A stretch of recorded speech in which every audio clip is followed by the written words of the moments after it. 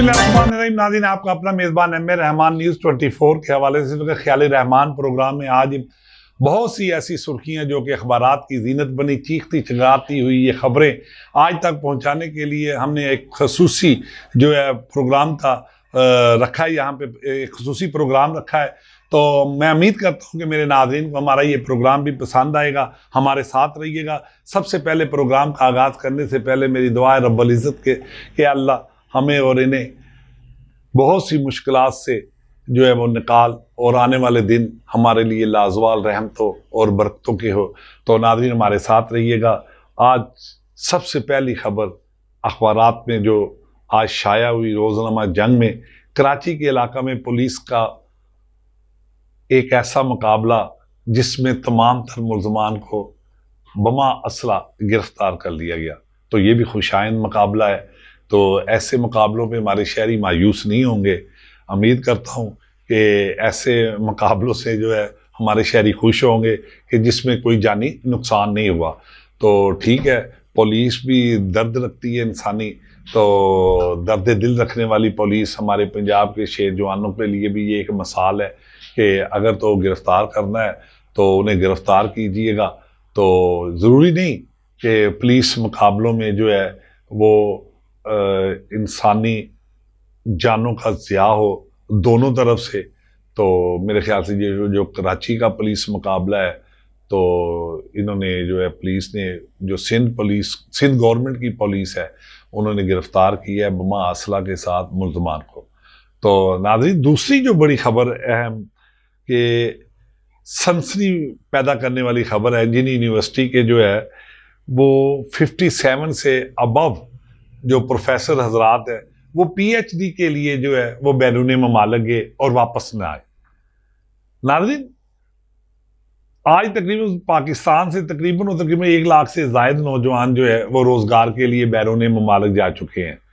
तो ये पहली मरतबा हुआ है कि हुकूमत पाकिस्तान ने अपने खर्चे पर जो है इन 57 प्रोफेसर्स को जो है वो PhD के लिए अपने खर्चे पर जो है बैरून ममालिक भेजा और वो वापस आने को तैयार ही नहीं। तो तकरीबन हुकूमत का अगर इस पे देखा जाए तो 26 करोड़ 93 लाख रुपया खर्च आया है। 26 करोड़ 93 लाख रुपए का नुकसान हुआ है। तो नाज़रीन, जब इन्हें भेजा जा रहा था उस वक्त क्या सिक्योरिटी थी, किस बेस पे? ठीक है, हायर एजुकेशन का ख्वाब हर किसी ने देखा होता है और स्कॉलरशिप पे हर किसी का दिल करता है कि जो है वो जाएं और जाकर एंजॉय करें। तो असूल तो ये बनता है जो 5 साल डिग्री PhD प्रोग्राम्स के तहत होती है उसके तहत वापस आया जाए, आके अपने फिर तदरीसी मामलात को जो है वो जो बाहर से पढ़ के आए हैं, डॉक्टर बन के आए हैं, अपना इल्म जो है वो बच्चों को खिरात करे।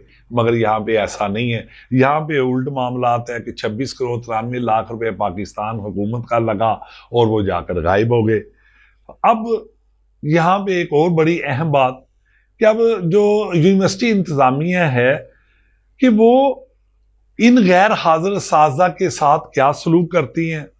सबसे पहले हमारी नाक़िस सोच ये है कि इनके जो वाजबात है फिलफोर कट आउट होने चाहिए, जो स्कॉलरशिप इन्हें दिया है वो ख़त्म होना चाहिए और इन्हें नौकरी से बर्खास्त करके ऐसे नौजवान, एफिशिएंट नौजवान जो काबिल हैं, जो जिनका एक ख्वाब है इंजीनियर बनने का, उनको फिलफोर जो है जो प्रोफेसर बेरोज़गार हैं इंजीनियरिंग के शोबा से मुंसलिक, उन्हें फिलफोर तैनात किया जाए ताकि वो बच्चों को तक जो है वो अपना इल्म तो अपना तदरीस का जो है वो दस्त जो जारी रख सके और जो चले गए हैं उन्हें फिलफोर नौकरी से बर्खास्त किया जाए। तो ये बड़ी एक दिलखराश खबर थी जो हमने अपने नाज़रीन तक पहुँचाई।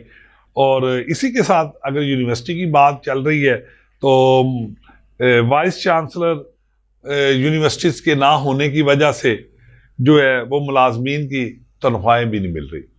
तो नाज़रीन, इस महंगाई के दौर में जहां पर आए रोज पेट्रोल की कीमतें, बिजली की कीमतें आसमान को छू रही हैं, जहां पर 2 वक्त की रोटी जो है वो असूल मुश्किल हो रहा है, तो ऐसे हालात में मुलाजमीन की तनख्वाहें ना मिलना ये जुल्म और सितम ज़रीफ़ी है।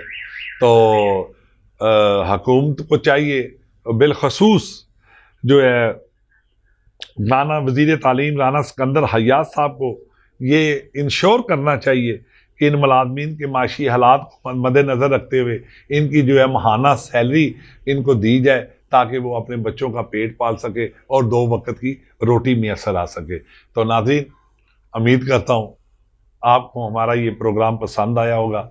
तो इसी के साथ अपने मेज़बान एम ए रहमान को आज के लिए इसी के साथ इजाज़त दीजिएगा।